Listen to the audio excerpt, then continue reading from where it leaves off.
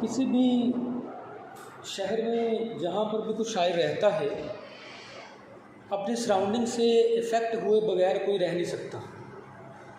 यानी जो कुछ भी पोइट्स अपनी सराउंडिंग में, राइटर्स अपनी सराउंडिंग में देखते हैं, frequently those incidents could be easily discerned or seen in the poetry, in the novels or the dramas of those particular writers or novelists or poets. Likewise, it happened with William Blake. William Blake को जहाँ तक romantic poetry का precursor यानी four runner कहा जाता है कि सबसे रोमांटिक पोइट्री भी शुरू ही नहीं हुई थी, अननोइंगली ये रोमांटिक पोइट था। प्रीकर्सर का जो बार बार हम लफ्ज़ इस्तेमाल कर रहे हैं कि रोमांटिक पोइट्री का अभी आगाज़ हुआ ही नहीं था, लेकिन अननोइंगली इसको खुद भी नहीं पता था कि ये रोमांटिक पोइट्री लिख रहा है, और बाद में लोग इसे एक टाइटल देंगे रोमांटिक पोइट्री का। बेसिकली रोमांटिक पोइट्री जो है, it starts from the publishing year of lyrical ballads, collectively work of William Wordsworth and S T Coleridge. दोनों ने मिलके कलेक्टिवली एक किताब पब्लिश की जिसको लिरिकल बैलेड्स कहा जाता है। उसमें उनकी मुख्तलिफ नज़में थी, कुछ एस टी कॉलरिज ने लिखी, कुछ वर्ड्सवर्थ ने लिखी। तो लिरिकल बैलेड्स के पब्लिश होने के साथ रोमांटिक पोइट्री का बाकायदा आगाज़ हुआ।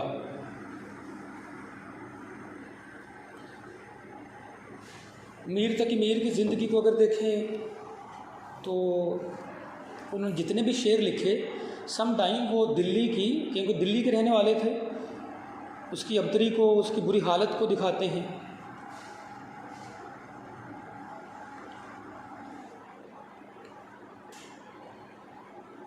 तज़किरा दहलिए मज़कूर का मत पूछ, ये नगर सौ मर्तबा लूटा गया। इलामा इकबाल को देखें, सारी मुसलमानों की जो उस वक्त की हालत थी उससे रिलेटेड शायरी है। गालिब को देखें, अपने दौर से रिलेटेड और अपनी हालात से रिलेटेड शायरी है। हबीब जालिब को देखें, जिस माशाअल्लाह के दौर में रहा उससे रिलेटेड शायरी है। तो हर शायर अपने दौर से मुतासिर होता है। पोएम इन क्वेश्चन जो आज हमारे पास है to be discussed is London. William Blake के दौर का लंदन। कौन सा लंदन? विलियम ब्लेक के दौर का, क्योंकि विलियम ब्लेक एक ऐसा पोएट था, he was a poet with a message, he was a poet with a message, not a poet, not a pure poet like John Keats. John Keats की poetry में हमें कोई मैसेज नज़र नहीं आता। उसकी जितनी भी ओड्स हैं उनमें poetry for the sake of poetry है, शायरी बराए शायरी है, इसलिए उसे खालिस शायर, प्योर पोएट भी कहा जाता है।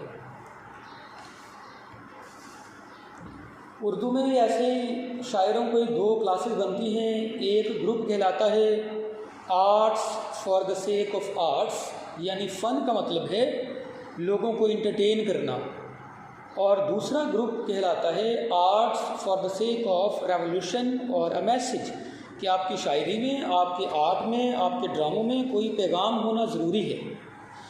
लंदन में विलियम ब्लेक ने अपना एक पैगाम दिया, यानी विलियम ब्लेक के दौर का लंदन कैसा है उसको वो बयान करेगा। लाइकवाइज जेफरे चौसर को अगर हम पढ़ें, prologue to the Canterbury Tales, London के लोग उस दौर के कैसे थे, उनकी ड्रेसिंग कैसी थी, how they were talking with one another, their way of conversation कैसा था, तो सारी बातें उसमें भी हमें मिलती हैं। किस्सा मुख्तहिर लंदन नज़म एक ऐसी है जिसमें विलियम ब्लेक ने लंदन शहर का एक हमारे सामने नक्शा खींचा है कि उसके दौर का लंदन कैसा था। देखते हैं, आप भी इसे देखें, लफ्ज़ी तौर पे लंदन की सैर करें कि उस दौर का लंदन कैसा था। I wander through each charted street. Charted यानी जो गलियाँ, they were drawn और hatched on the map, वो गलियाँ जिनको नक्शों पे खींचा गया, बनाया गया। I wandered through, थ्रू का मतलब है THROUGH, थ्रू, एक तरफ से दूसरी तरफ तक गुजरना। मैं उन गलियों में से गुजरा, तमाम गलियों में से जो लंदन के नक्शों में आती हैं। विलियम ब्लेक खुद उनमें से गुजरा। Near where the chartered Thames does flow, जहाँ पर दरियाए थेम्स बहता है, मैं उसके करीब से भी गुजरा और उसकी करीबी गलियों से भी गुजरा। And mark in every face I met, mark क्या मतलब, मार्क का निशान, और एवरी फेस हर चेहरे में मुझे एक निशान नज़र आया, एक निशान नज़र आया उदासियों का, परेशानियों का। दिल तो तेरा उदास है नासिर, शहर क्यों साएं साएं करता है।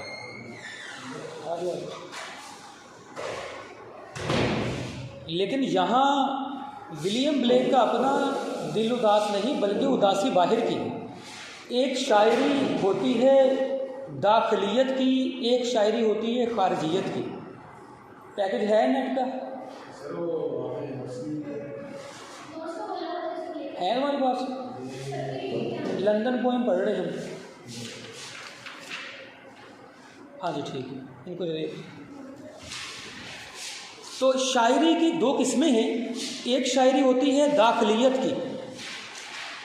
दाखिलियत इंसान के अंदर जो दुख है, तो शायर को बाहर की दुनिया में सारी दुखी महसूस होती है। इंसान खुद परेशान है तो बाहर जितनी मर्जी आपके लिए फेवरेट चीज़ें हों, वो सारी आपको खुश नहीं कर सकती। ये शायरी कहलाती है दाखिलियत की, दिल की अंदरूनी हालत। एक शायरी होती है खारजियत की, यानी बाहर का माहौल कैसा है वो आपको मुतासिर करता है, तो आप उसके बारे में कुछ शायराना अंदाज में लिखते हैं। तो विलियम ब्लेक की ये शायरी असल में खारजियत की है। गलियों में फिर रहा है ना, खारजियत यानी आउटवर्ड, जो बाहर का माहौल नज़र आ रहा है उस पर लिख रहा है। अभी खोल दो दरवाज़ा, अभी मेरे ख्याल बाकी क्लासेस शुरू ही हुई, शोर नहीं होगा, आवाज़ कम गूंजे और वेंटिलेशन भी होती रहे। पहला स्टैंजा हम पढ़ रहे हैं, तीसरी लाइन है अभी। और मैंने हर चेहरे में देखा, and mark in every face, एक उदासी का निशान हर चेहरे में देखा। फेस आई मीट, देखिए मैट नहीं आना चाहिए था, माजी है। लेकिन शायर के पास एक अथॉरिटी होती है जिसको पोइटिक लाइसेंस कहा जाता है, कि वो ग्रामेटिकली जुमलों को चेंज कर सकता है। उसने ऐसा क्यों लिखा? ऊपर वाली लाइन में देखें लिखा हुआ है स्ट्रीट। क्या हुआ इकरा है, क्या मुस्कुराई जा रही, तो अजर रहे इधर, स्ट्रीट लिखा हुआ है। अब नीचे लफ्ज़ क्या है? मीट। तो स्ट्रीट और मीट आपस में हम काफियाँ हैं, राइम हैं। अगर वो यहाँ पे मेट कर दे तो शायरी का जो एक वज़न, एक राइम स्कीम चल रही है, वो सारी की सारी डिस्टर्ब हो जाएगी।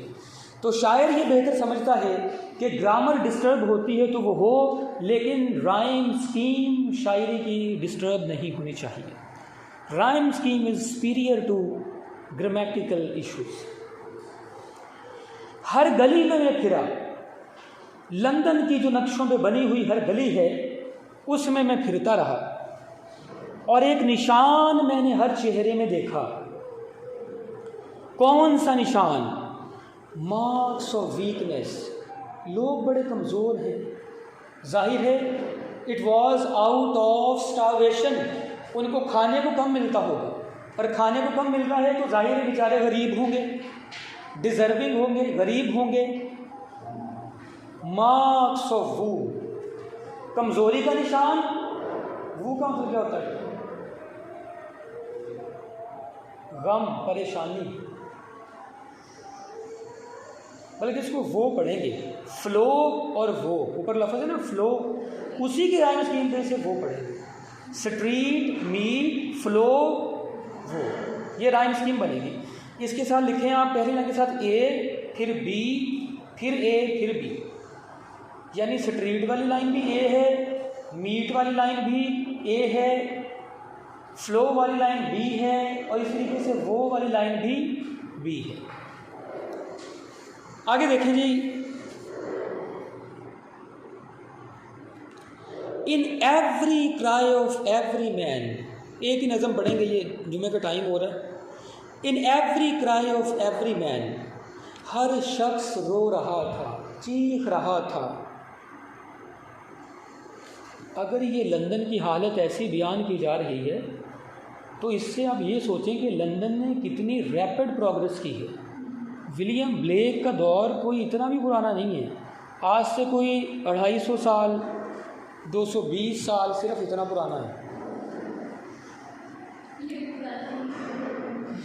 हिस्ट्री में ये थोड़ा सा टाइम है। अगर आप इसे हिस्ट्री के पस मंज़र से देखें, तारीख तो इतने थोड़े टाइम को काउंट ही नहीं करती। हिस्ट्री का जो दौरानिया वो बहुत वसी होता है, हिस्ट्री का होराइज़न बहुत वसी होता है। गालिब की बात करेंगे तो हम कहेंगे ये कल की बात ही है, विलियम ब्लेक अभी कल का शायरी है। हिस्ट्री का दौरानिया बहुत वसी होता है। ये इसलिए कल की बात है क्योंकि जो बातें इसमें बयान की गई हैं वो बातें आज की दुनिया में मौजूद हैं या नहीं हैं, हैं या नहीं हैं। अगर वो बातें आज की दुनिया में मौजूद हैं तो फिर ये शायर भी आज का ही कहलाएगा। In every cry of every man, हर शख्स रो रहा था। विलियम ब्लेक गलियों से गुजर रहा है, लोगों को देख रहा है। In every infants cry of fear, infant क्या होता है? छोटा बच्चा। इन्फेंसी बचपन को कहते हैं। चाइल्डहुड इन्फेंसी के बाद की स्टेज है। चाइल्डहुड बाद की स्टेज है, इन्फेंसी पहली स्टेज है। क्वेश्चन, छोटे छोटे बच्चे रो रहे थे। In every voice, in every ban, ban का उर्दू में बहुत सवाल होता है। आप बैन करना, रोना, उर्दू में नहीं इस्तेमाल करते। ये वही लफ्ज़, हाँ जी, ये वही लफ्ज़ है। इससे देखें आपकी वोकैबुलरी में कितना अजीब इजाफा हुआ कि ये वो इंग्लिश का लफ्ज़ है। बैन डालना, बैन करना, तो ये इंग्लिश का लफ्ज़ है। बूटी, बूटी लगाना, बूटी इंग्लिश का लफ्ज़ है। लारी अड्डा इंग्लिश का लफ्ज़ है। आप कहना पसंद नहीं करते कि पता नहीं कौन सी घटिया लैंग्वेज का लफ्ज़ है, पंजाबी का कमतर तरीन लफ्ज़ है, लेकिन ये इंग्लिश के लफ्ज़ है। इनको बोला करें क्योंकि ये इंग्लिश के लफ्ज़ है। वैन, लॉरी इंग्लिश का लफ्ज़ है। मैं वैन में हूँ, मैं लॉरी में हूँ, आप ये कह सकते हैं क्योंकि इंग्लिश का लफ्ज़ है। इतने लफ्ज़ शामिल हो गए कि उनको अलग करना मुश्किल हो जाता है इंग्लिश को पंजाबी से, उर्दू से। इसीलिए तो उर्दू को लश्करी ज़ुबान कहा जाता है। मुख्तलिफ़ ज़ुबानों का एक एमलगम है, एक मिक्सचर है, एमलगमेशन है। तो मैंने एवरी वॉइस, हर आवाज़ में क्या था? बैन, वीपिंग, हर आवाज़ में एक रोने की आवाज़ थी, हर कोई रो रहा था। ऊपर देखिए मैन और नीचे बैन, फियर और फिर आगे फियर। तो फिर ये राइम स्कीम क्या बनेगी? A B A B. The mind forged miracles I hear. क्या ज़बरदस्त लाइन लिखी है ब्लेक ने। The mind forged miracles I hear. Miracles हाथों में डालने वाली बेड़ियाँ, सॉरी हैंडकफ्स, हथकड़ी और बेड़ियाँ।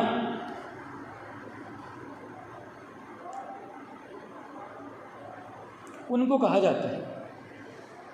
कुछ इंसानों के जिस्म कैद होते हैं, कुछ इंसानों के दिमाग कैद होते हैं, गुलामों के दिमाग कैद होते हैं। ये ग़ुलामी से भी बुरी कंडीशन है कि आप अपनी मर्ज़ी के मुताबिक सोच भी नहीं सकते। तुमने ये सोचा भी कैसे? एक दूसरे को अक्सर हम धमकी दे देते हैं, यानी सोचना भी किसी से पूछ कर है। तो the mind forged miracle I hear, Blake कहता है कि मैं गलियों में चल फिर रहा था, मैंने लोगों को रोते हुए सुना और मुझे महसूस हुआ कि इनके दिमाग कैद में है। द माइंड फॉर्ड मिरेकल्स, इनके दिमागों पर हथकड़ियाँ और बेड़ियाँ पड़ी हुई हैं और मैंने उनको हिलते हुए सुना, उनकी आवाज़ को सुना। फ़कत जंजीर बदली जा रही थी, मैं ये समझा रिहाई हो गई है। फ़कत जंजीर बदली जा रही थी। जब कोई इंसान वो जंजीर बेड़ियाँ पहन कर चलता है, उसकी एक साउंड है, आवाज़ है, तो इसको वो आवाज़ सुनाई दे रही है। कौन सी बेड़ियाँ? दिमाग के अंदर किसी का दिमाग कैद है, वो किसी की इजाज़त के बगैर सुन भी नहीं सकता, लेकिन इसको उसकी आवाज़ सुनाई दे रही है। How much romantic poet is William Blake in this line, that is how much imaginative poet William Blake is in this line. क्योंकि romantic poetry highly imaginative poetry, किसी के दिमाग में उसकी बेड़ियों की आवाज़ कैसे आ सकती है?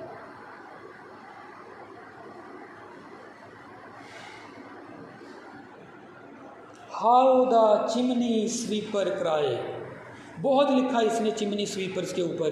उस दौर में चिमनी स्वीपर्स होते थे घरों में, आजकल तो ये फैशन कम हो गया, किचन में चिमनियाँ वगैरह बनी हुई होती थी लंदन में, तो उनकी सफाई करने के लिए ख़ास किस्म का एक तबका था। जैसे हमारे यहाँ ये बेचारे गलियों में जो सीवरेज सिस्टम को फ़्लो में रखते हैं, ठीक करते हैं, तो ये एक उस दौर का घटिया सा बेचारा तबका था, लेकिन अपनी मेहनत की कमाई से खाते थे। उनके बारे में जिक्र कर रहा है। मैंने सुना चिमनी स्वीपर, इसकी बाकायदा एक नज़म भी है, यहाँ तो लफ्ज़ आया है चिमनी स्वीपर, इसकी नज़म भी है पूरी। पता नहीं वो इसमें है सिलेबस में या नहीं, रिदा देखा तो उसमें, चलो बाद में देख लेते हैं।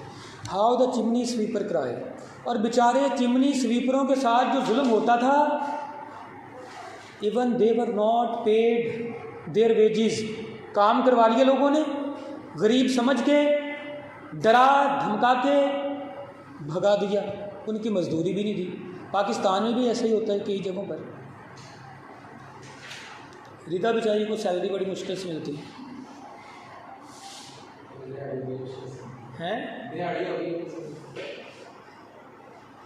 द माइंड फॉल्ट, ये आप लोगों का कसूर है कि सैलरी नहीं उसको मिलती, आप फीस नहीं देते टाइम पे। How the chimney sweeper cry, वो बेचारा कैसे रो रहा था। एक चिमनी स्वीपर नहीं बल्कि जमा में है, कई चिमनी स्वीपर उसने रोते हुए देखे जिनको उनका हक नहीं मिल रहा था, उनकी वेजेस, उनकी मजदूरियाँ नहीं मिल रही थी, उनकी मजदूरियाँ नहीं मिल रही थी चिमनी स्वीपर्स को। And the hapless soul every blackening church Paul's, बड़ी ख़तरनाक लाइन है, बड़ी ख़तरनाक लाइन है। चर्च पे उसकी तंज है डायरेक्ट, जैसे कोई इधर मदरसे पे तंज कर दे, मस्जिद पे तंज कर दे। मौलवियों के ऊपर एक इल्लामा इकबाल ने बड़ी तंज़िया शायरी लिखी हुई है। तो मौलवियों के ऊपर किसी भी मज़हब में मज़हब पे क्रिटिसाइज़ करना आसान नहीं होता। लोग आपको गुस्ताख कह के आप कत्ल भी कर सकते हैं, लेकिन यहाँ पे ब्लेक क्या कर रहा है? Every blackening church Paul's, church को देखकर खौफ महसूस होता है, क्योंकि चर्च जो कि इंसाफ की जगह है, मज़हब जो कि इंसाफ करने के लिए होता है, जब चर्च में इंसाफ नहीं होगा, जब मज़हब में इंसाफ नहीं होगा, तो उसको देख के खौफ ही आएगा फिर इंसानों को। पुलिस जिसका काम इंसाफ करना है, उल्टा लोगों को देख के, उनको देख के लोगों को खौफ महसूस होता है कि पहले तो सुकून में थे, अब मुसीबत आ गई। देखें जेफरी चौसर ने क्या किया, उसने भी यही किया।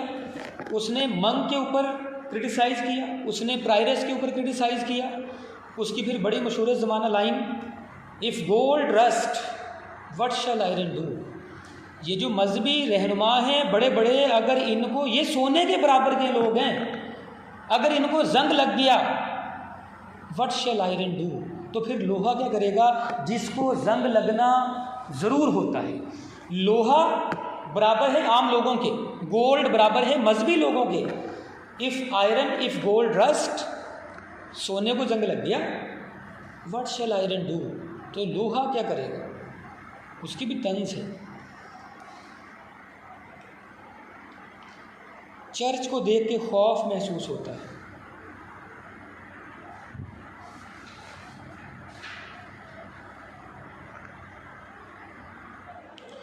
And the hapless soldier side, सिपाहियों को मैंने दुख की आहें भरते हुए सुना, क्योंकि उनसे वो जंगें करवाई जा रही थी जो वो करना नहीं चाहते। Runs in blood down palace walls, बेचारे सिपाहियों का खून पैलेसेस, महल्लात की निगरानी करते करते उनका खून बह जाता है, बादशाहों की हिफाजत करते करते। उनको क्या पड़ी है कि बादशाहों की ज़िंदगियों की हिफाजत करें, उनका खून क्यों रायगा जा रहा है।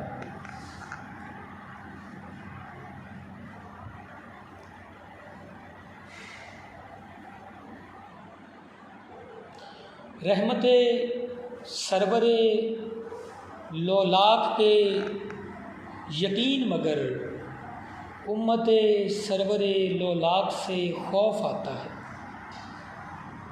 समझ आई कुछ शेर कि यहाँ हजूर पूरी दुनिया के लिए रहमत बना के भेजे गए, इस पे पूरा यकीन है। इफ्तिखार आरिफ का शेर है, उम्मते सरवरे लोलाक से खौफ आता है, लेकिन जो हुजूर के उम्मती हैं इनसे खौफ आता है। जाने कब कौन मुझे मार दे काफिर कहकर, शहर का शहर मुसलमान बना फिरता है। उम्मते सरवरे लौलाक से खौफ आता है। Runs in blood down palace walls, महल्लात की निगरानियां कर कर के बेचारों का खून बहा जा रहा है। सिपाहियों का क्या कसूर है। But most through mid night street I hear, ये 3 स्टैंजे दिन के हैं, रात को फिर आवारागर्दी पे निकल गया। But most through mid night street I hear, लेकिन ज़्यादातर तो मैंने रोने की आवाज़ें मिड नाइट आधी रात के वक्त सुनी हैं। How the youthful harlot curse a woman who sells her body for money, that is prostitute. अगर कोई प्रोस्टिट्यूट है, that is the fault of the society, not of that particular women, कि सोसाइटी ने उसको इतना मजबूर कर दिया कि उसके लिए कोई जॉब नहीं है, उसके लिए कोई अर्निंग सोर्स नहीं है, उसके लिए कोई सपोर्टिव हैंड नहीं है। क्योंकि जिस दौर की ये नज़्म लिखी हुई है ना, ये बल्कि हमने वो नावल पढ़ा था डार्सी वाला, कौन सा था, प्राइड एंड प्रेजुडिस, उसमें भी आपको मैंने बताया था कि लड़कियां इनहेरिट नहीं कर सकती थी, जायदाद में हिस्सा ही कोई नहीं था। तो ये जो दौर है विलियम ब्लेक के दौर में भी औरतों को जायदाद में हिस्सा नहीं मिलता था। अब उन्हें जायदादों में हिस्सा नहीं मिलेगा, वो बेचारियां क्या करेंगी, selling their bodies in order to earn money to support themselves, ताकि कुछ खा सके। मैं खून बेच के रोटी खरीद लाया हूँ, अमीर शहर बता ये हलाल है कि हराम।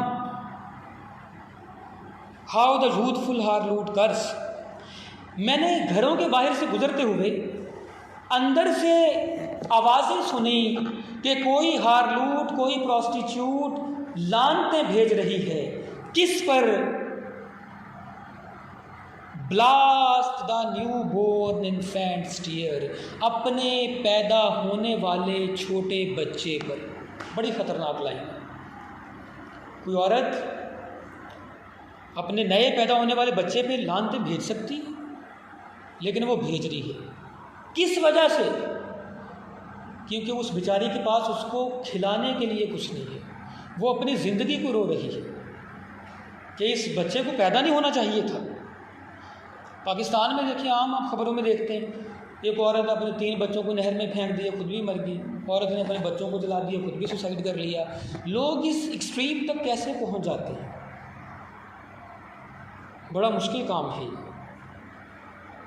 खुदा इससे बचाए।